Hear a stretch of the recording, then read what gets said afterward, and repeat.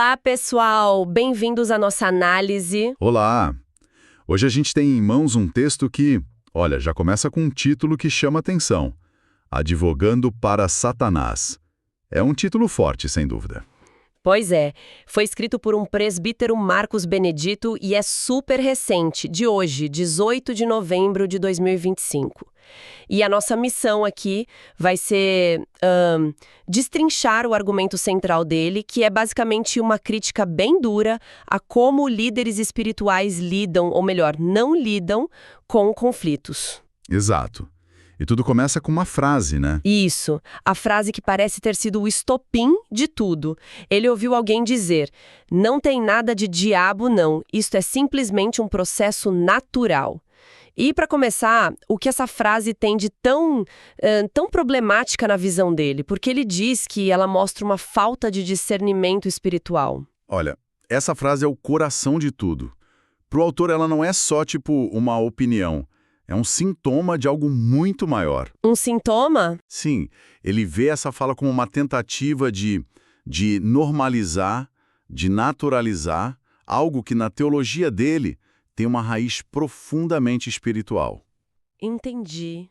Então, ao dizer que uma divisão, uma briga, é só um processo natural, o líder estaria na prática desligando o radar espiritual. E o ponto dele é que isso não é um simples erro.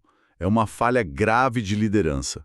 A imagem que ele pinta é de um pastor guiando o rebanho, de olhos vendados, no meio de uma batalha. De olhos vendados. Nossa, uma imagem poderosa. Então, a base de tudo para ele é que essa batalha espiritual é uma realidade constante. Exatamente. E ele já estabelece isso citando a Bíblia, né? Ele usa Efésios capítulo 6. Porque não temos que lutar contra carne e sangue, mas contra principados e potestades. Isso.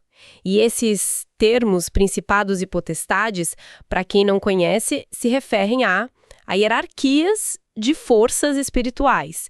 Ou seja, ele está dizendo de cara, a briga não é entre pessoas. Acontece em outra dimensão. O que a gente vê, então, seria só a ponta do iceberg. Exato. A manifestação visível de uma guerra invisível. E ele ainda reforça com aquela citação de Jesus em João 10, o ladrão vem somente para matar, roubar e destruir. A ligação parece óbvia no argumento dele. Se a luta é espiritual e existe essa força que quer destruir, como é que um líder pode olhar para a destruição e chamar de natural? Exatamente, parece uma contradição total dentro da lógica que ele apresenta, e é essa contradição que ele quer expor. A lógica dele é tipo um passo a passo. Primeiro, existe uma batalha espiritual. Segundo, a comunidade, a igreja, é um alvo. Logo, qualquer conflito sério ali dentro tem, no mínimo, o potencial de ser uma arma do inimigo. Para ele, ignorar isso não é ser pacífico, é ser ingênuo. A expressão final de ciclo vira um eufemismo perigoso que esconde o problema real. e essa ideia de esconder o problema me leva direto para a crítica que ele faz à liderança, que ele chama de superficial. Ele não alivia, né? Chega a comparar com os pastores que o profeta Jeremias criticava. Assim, essa citação é pesadíssima. Curam superficialmente a ferida do meu povo dizendo paz, paz, quando não há paz. Essa analogia é o centro da crítica, né? É como acusar esses líderes de uma má prática espiritual. Exatamente isso. A ideia de esconder uma infecção grave com um band-aid. Só que é pior, porque o band-aid, a frase, é só um processo natural, dá uma falsa sensação de segurança. Enquanto o problema continua ali, infeccionando. Pois é, a ferida, no argumento dele, é uma brecha espiritual.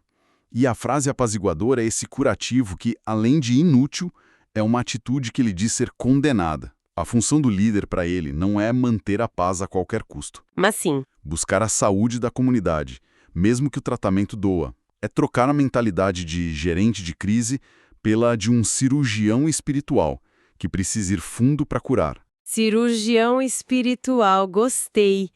Tá, e até agora a crítica tá bem clara. Mas e a alternativa? O que ele sugere? Como seria o jeito certo de lidar com isso na visão dele? Sim, e ele não foge disso.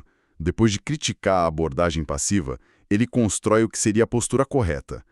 A frase de virada que ele usa é: o bom líder não foge do confronto, ele trata. Ele trata, ok. E para embaraçar isso, ele volta para a Bíblia. Cita Lucas: se teu irmão pecar, repreende-o. Cita Gálatas, que fala para corrigir com o espírito de mansidão. A partir daí, ele desenha o perfil do líder ideal. E qual seria esse perfil? O que esse líder faz na prática? Ele lista algumas ações. Primeiro, discernir a origem do problema. É só humano ou tem algo mais? Certo. Depois, confrontar o erro com amor, não com raiva. Tentar restaurar a pessoa e a paz, mas com justiça, sem jogar panos quentes. Assumir a responsabilidade pelo processo. Restaurar, assumir responsabilidade, tudo isso exige muita coragem. Exige. E o mais interessante não são nem as ações em si, mas a atitude por trás delas. Nenhuma delas é passiva. Todas exigem um envolvimento pessoal profundo. É o contrário do líder que se distancia e chama de processo natural. É uma liderança de engajamento total, sabe? É sujar as mãos para curar. E para fortalecer esse ponto, ele ainda traz exemplos da Bíblia, como se dissesse, olha, isso não é novo, sempre foi assim. Ele queria tipo uma jurisprudência bíblica para a tese dele, que é mostrar um padrão. E os exemplos são bem conhecidos. Ele fala de Moisés contra Corá, por exemplo. Corá liderou uma rebelião, né? E o autor diz que aquilo não foi um desgaste natural, mas uma rebelião espiritual clara. E ele segue nessa linha. Elias contra Jezabel. Não era só política, era perseguição espiritual. Jesus contra os fariseus, que o próprio Jesus, em vários momentos, trata como uma resistência com inspiração demoníaca. Ele até cita a parte em que Jesus diz que o pai deles era o diabo. É um confronto direto. Bem direto. O último exemplo é Paulo contra um tal de Alexandre, o latueiro. E a conclusão dele é categórica. Nenhum profeta, apóstolo ou líder bíblico tratou conflitos como coisas naturais. Ele está dizendo que essa abordagem mais moderna é uma invenção sem base, então. Exatamente esse o ponto. Ao alinhar esses exemplos, ele quer mostrar que os heróis da fé sempre enxergavam uma dimensão espiritual nos grandes conflitos. E que essa abordagem naturalista de hoje seria um desvio perigoso do modelo original. Iscus, segundo o artigo. Ele aponta para dois resultados que seriam desastrosos.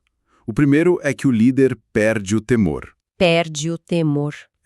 A lógica é que, se a pessoa não consegue mais discernir a ação do inimigo espiritual, ela fica desarmada, vulnerável. Como um soldado que não reconhece mais o inimigo no campo de batalha. Vira um alvo fácil. Entendi. E o segundo resultado? O segundo é que o líder desampara o rebanho. E é aqui que ele usa a figura mais forte do texto, a do mercenário. O pastor contratado. Ele cita João 10. O mercenário vê o lobo chegar, abandona as ovelhas e foge. Nossa! Então, para o autor, dizer não tem nada de diabo aqui é o mesmo que ver o lobo e sair correndo. É precisamente essa a conexão que ele faz. A fuga não é física. É uma fuga da responsabilidade, é se recusar a nomear o perigo, a se posicionar, a lutar. Abandonar as ovelhas no texto é dar a elas uma desculpa confortável que as deixa expostas ao perigo real. E ele contrasta essa figura do mercenário com os heróis que ele citou antes para deixar a diferença bem clara. Sim, o contraste é brutal. De um lado a frase, foi só um ciclo que se encerrou. Do outro o apóstolo Paulo dizendo, combati o bom combate. É uma diferença gritante de mentalidade. Pois é. De um lado, isso é só uma fase. Do outro, Davi dizendo, o Senhor é quem peleja por nós. Uma postura é passiva, quase corporativa. A outra é ativa, guerreira, espiritual. A pergunta que ele deixa no ar é, qual dessas se parece mais com os líderes que a Bíblia celebra? O recado é bem direto. Para fechar, então, ele amarra tudo dizendo que um conflito mal resolvido abre portas para o inimigo, enquanto um conflito enfrentado fecha as brechas. E termina com uma lista de qualidades: discernimento, verdade, Bíblia, coragem, temor a Deus e amor pelo rebanho. Exato. O chamado final é para trocar a paz aparente pela saúde real. Para ele, o papel do líder não é suavizar a verdade para evitar desconforto. Mas sem enfrentar o mal com autoridade espiritual. É, sem dúvida, um argumento que provoca uma bela reflexão. Com certeza. E sabe, essa análise toda me deixa com um pensamento que talvez vá além do universo do artigo. Como assim? O texto foca muito no ambiente religioso, claro, mas isso levanta uma questão. Em que outras áreas da vida no trabalho, na família, até em debates sociais, essa tendência de usar frases apaziguadoras para descrever problemas complexos não está, na verdade, impedindo que a gente trate a verdadeira ferida? Onde mais a gente está aplicando curativos superficiais, quando o que talvez seja necessário, independentemente da nossa crença, é um confronto corajoso com a raiz do problema?